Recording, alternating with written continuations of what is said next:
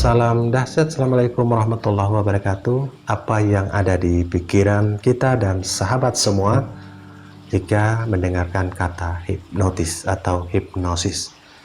Hipnosis adalah sebuah seni untuk mengeksplor pikiran bawah sadar atau suatu kondisi yang rileks di mana informasi yang masuk ke dalam diri manusia tembus ke dalam pikiran bawah sadar atau tembus ke dalam gelombang rileks dari setiap manusia. Hipnotis ini saat ini sudah alat yang canggih di bidang kedokteran yang disebut dengan elektroensefalografi atau EEG yang bisa mendeteksi gelombang pikiran manusia.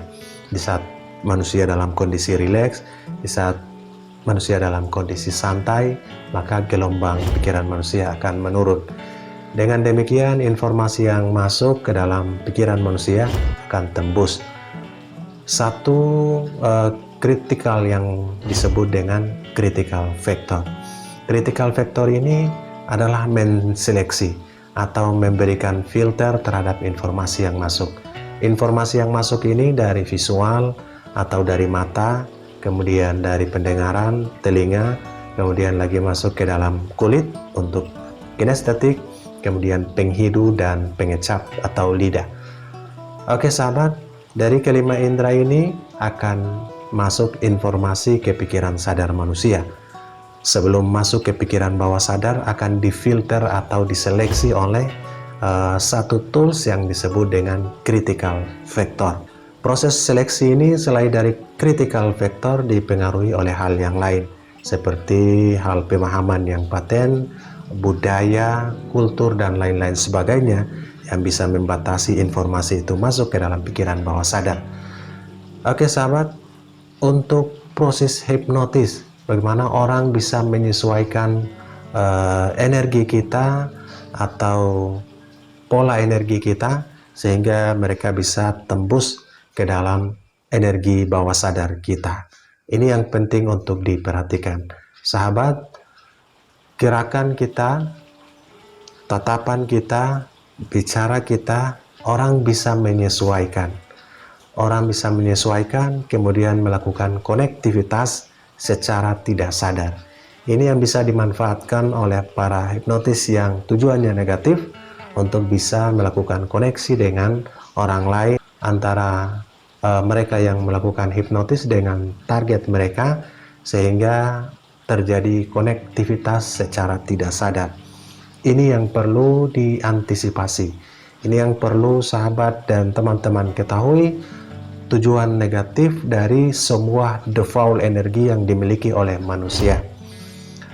Oke sahabat, jika ada yang mengikuti pada saat Anda berjalan santai di pagi hari ataupun dimanapun di tempat-tempat umum, kemudian ada yang mengikuti dengan gerakan kaki yang sama, dengan gerakan tangan yang sama, dengan pola bicara yang sama, maka ini juga harus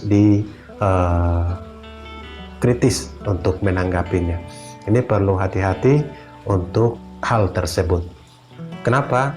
Karena para hipnotis sebelum melakukan hipnotis kepada targetnya, pasti mereka menyesuaikan energinya. Menyesuaikan gerakan tangan, menyesuaikan gerakan atau jalan kaki, menyesuaikan pandangannya, menyesuaikan perilaku verbal maupun non-verbal. Apa tujuan dari penyesuaian ini?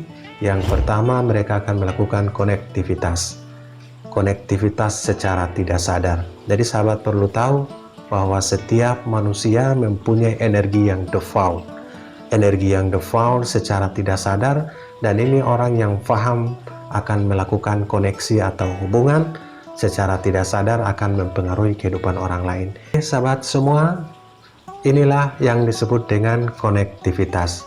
Pada saat kita duduk, misalkan orang yang ada di hadapan kita, ada kasus di sebuah tempat di rumah makan, misalkan ada beberapa yang duduk di situ dan penghipnotis mulai melakukan target dengan orang-orang tertentu. Di saat duduk melakukan target mulai mengangkat tangan untuk makan, maka penghipnotis juga mengangkat tangan untuk seakan-akan makan atau menggigit sesuatu.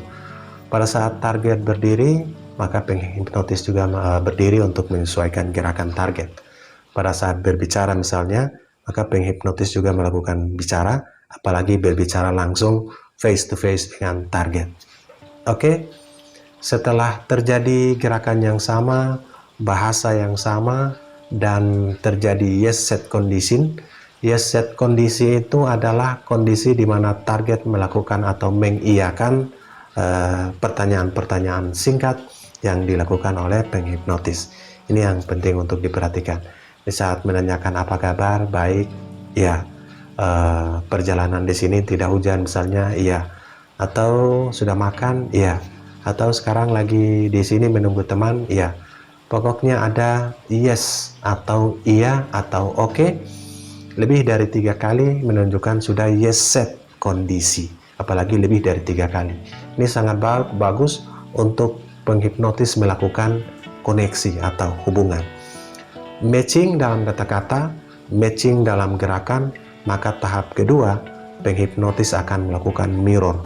Mirror itu penghipnotis akan mulai mengendalikan gerakan kita, bahasa kita, dan kita cenderung untuk dimasukkan ke dalam pikiran bawah sadar kita. Pada saat itulah kondisi kita sudah mulai memiliki gelombang yang rendah atau yang disebut dengan trance. Trance bukan berarti tidak sadar, akan tetapi suatu kondisi yang malas yang dialami oleh orang-orang yang dihipnotis. Kenapa? Karena gelombang otaknya sudah mulai turun, sudah mulai rileks yang dalam, sehingga bisa dikendalikan oleh para penghipnotis. Jika sudah mulai melakukan mirroring atau gerakan yang sama, bicara yang sama, kemudian masuk kepada leading atau mulai mengalihkan dengan perintah-perintah tertentu. Ini yang ditakutkan pada orang-orang yang telah menjadi target untuk hipnotis yang negatif. Padahal tujuan dari mengendalikan ini adalah hal-hal yang positif. Mengendalikan untuk tujuan terapi, mengendalikan untuk tujuan memotivasi orang-orang yang ada di hadapan kita. Oke sahabat HIR, itulah hal penting dan sahabat bisa melihat video berikut ini.